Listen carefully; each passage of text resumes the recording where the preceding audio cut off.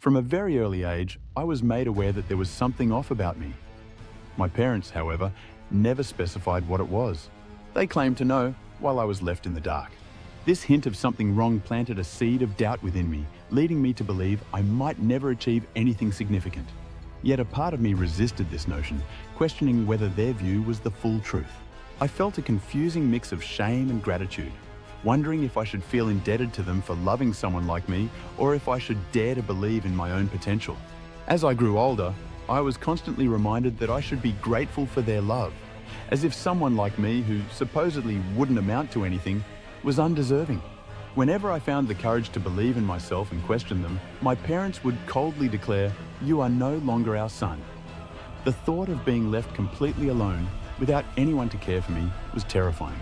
Yet, deep down, I wondered if their love was truly something I should be grateful for, or if it was a chain binding me to the fear that no one else would ever love me if they abandoned me. Their constant reminders that no one else would love me, and that something was inherently wrong with me, left me feeling deeply dependent on them. I felt like I was nothing without their presence, yet with them I found a sense of security. But then Jesus entered my life, and everything became uncertain. Jesus became the third voice in my life, assuring me that I mattered, that I had what it took, and that there was nothing wrong with me. Yet the other two voices belonged to my parents, constantly telling me to feel ashamed of myself. The contrast left me torn between the shame they instilled and the love and self-acceptance Jesus encouraged. And then there was Christianity, adding another layer to this internal struggle. I had always known Jesus, ever since my grandmother introduced me to him.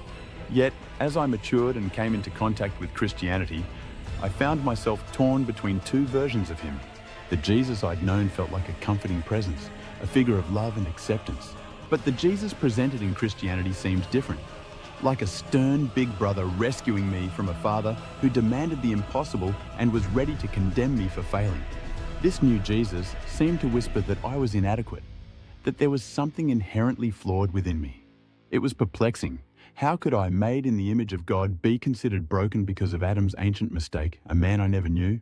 I struggled to reconcile these conflicting portrayals and what that meant for my own beliefs and self-worth. As I delved deeper into the teachings about the Christian Jesus, the vivid image of the Jesus I had known growing up, with his gentle eyes and comforting presence, gradually faded into the shadows. In his place, a new portrayal emerged, a Jesus who mirrored my parents in his stern demeanor and unwavering adherence to rules. It was as if the three of them were sitting around our family dining table, nodding in unison at every moral lesson. I longed for the Jesus of my childhood, who seemed to walk beside me with compassion and understanding. Yet he seemed worlds apart from the rigid, doctrinal, judgmental Jesus that Christianity presented. Who was I to challenge this established vision of Jesus? The very thought of questioning the authoritative, dogmatic Jesus felt like committing an act of blasphemy, a betrayal of faith that left me uneasy. During my time studying for a Bachelor of Arts in theology, I delved deep into church history and the evolution of the Bible. As I pored over ancient texts and manuscripts, a startling realization struck me like a bolt of lightning. The Jesus depicted in much of Christianity seemed to be a construct of collective imagination, not firmly rooted in historical evidence. In sharp contrast, the Jesus I encountered in the Bible's Gospels emerged as the Jewish Messiah, fervently urging a return to the Torah rather than abandoning it in favor of grace alone. With each lecture and late-night study session, it became increasingly clear that during the lifetimes of Paul, the apostles, and the early Christians, there was no New Testament as we recognize today. Historical accounts revealed that their sacred scriptures were the books of the Old Testament, and their lives intertwined with the teachings of the Torah. This insight led me to understand that every passage in the New Testament should be interpreted with the awareness that, for Paul, John, James, Jacob, and Jesus, the Torah of Moses remained a vital and living law. The Jesus I remembered from my childhood had dark, compassionate eyes and wore simple robes that brushed against dusty sandals. He closely resembled the Jewish Messiah, Yeshua, with his gentle demeanor and wise, insightful gaze. As I pored over the pages of the Old Testament, I rediscovered this Jewish Yeshua, whom we call Jesus. His presence seemed to come alive in the words, offering whispers of affirmation that wrapped around me like a warm embrace. He assured me that I mattered, that I held the strength necessary to face life's challenges, and that I was not flawed at my core. Most profoundly, this Jesus led me to the Father, a presence that enveloped me with a sense of belonging and belief. The Father echoed sentiments of faith in my abilities, promising that I was crafted perfectly in His image, complete and whole. Suddenly, it felt like a weight had lifted off my shoulders. I was no longer under the strict supervision of my parents, nor was I bound by the rigid doctrines of Christianity that had, time and again, echoed my parents' sentiments. Both had insisted that there was something inherently wrong with me, and that to trust in my own instincts and desires was to commit blasphemy. I stood there, a new understanding dawning on me as the words from the Bible resonated within. Whom Yeshua sets free is free indeed. In that moment, a profound realization hit me, one that might offer you some insight as well. My parents had embedded two deep-seated lies within me. First, they insisted, there is something wrong with you, and you should count yourself lucky that we love you despite this flaw. Second, they warned, if you ever dare to question us or voice any disagreement, you will cease to be our son. These deceptions were masterfully crafted to manipulate me into compliance with their wishes. But do you notice the parallels with two significant dogmas of Christianity? The first is the belief that every human being is inherently flawed because we are born with a sinful nature inherited from Adam. Therefore, we should be eternally grateful that God loves us despite this and has sent Jesus to save us.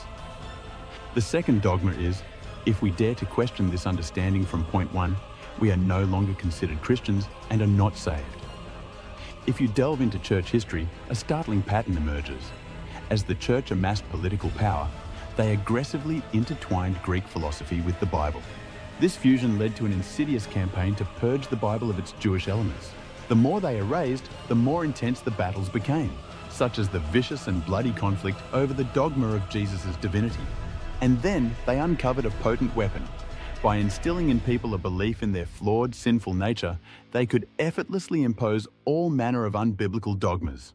Those who dared to question faced severe repercussions, threatened with rejection, and branded as no longer Christian, having supposedly lost their salvation. For example, it's common today for Christians to assert that someone who adheres to the Bible's statement that Jesus is not God has forfeited their salvation, choosing the Bible over the fabricated dogma of Jesus' divinity.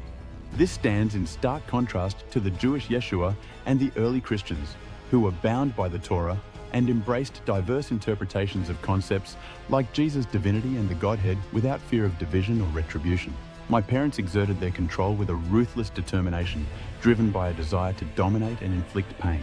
As Christians, we must awaken to the harsh reality that much of our historical doctrines and dogmas were birthed from the minds of individuals who shared this same insidious lust for power and manipulation, much like my parents. They sought to dominate, to abuse.